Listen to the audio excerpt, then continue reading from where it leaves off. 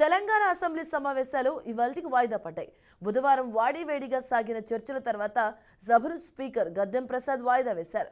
ఇక ఇవాళ తెలంగాణ అసెంబ్లీలో తెలంగాణ రాష్ట్ర విద్యుత్ రంగంపై కాంగ్రెస్ సర్కార్ శ్వేతపత్రం విడుదల చేయనుంది. ఇక ఇదే అంశంపై సభలో చర్చ జరగనుంది. 2015-16 కాగ్ నివేదిక ఏమన్నది అధ్యక్ష? వారి దగ్గర వారి ఆర్థిక మంత్రిగా పనిచేసిన వారి దగ్గర వివరాలు లేవా? దాంట్లో ఏం చెప్పిండ్రు?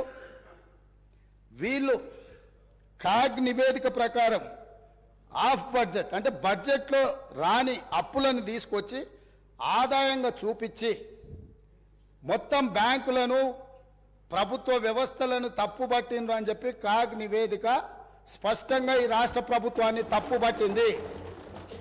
ఈ ప్రభుత్వం ఉద్దేశపూర్వకంగా ఆర్థిక సంస్థలన్నిటిని కూడా తప్పుదోవ పట్టించి అత్యధిక వడ్డీతో రుణాలు తీసుకొచ్చి ఈ రాష్ట్రాన్ని అప్పుల కూపంగా తయారు చేసిందని కాగ్ నివేదిక 2015-16లో ఇచ్చిన లేఖ అధ్యక్ష ఇది.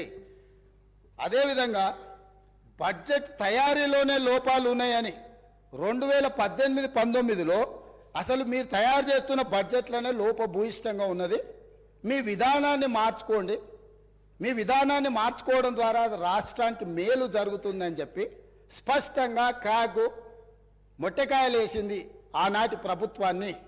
ఇన్ని రకాల వాస్తవాలు ఉన్నా వారికి ఉన్న అనుభవాన్ని అంతా కూడా వినియోగించి అబద్ధాలు చెప్పి ఈ సభను ఈ రాష్ట్ర ప్రజల్ని తప్పుదోవ పట్టించాలనే ప్రయత్నం చేస్తుండ్రో ఇది శాసనసభ వ్యవహారాలు నిర్వహించే మా శ్రీధర్ బాబు గారికి సూచన చేస్తున్నా.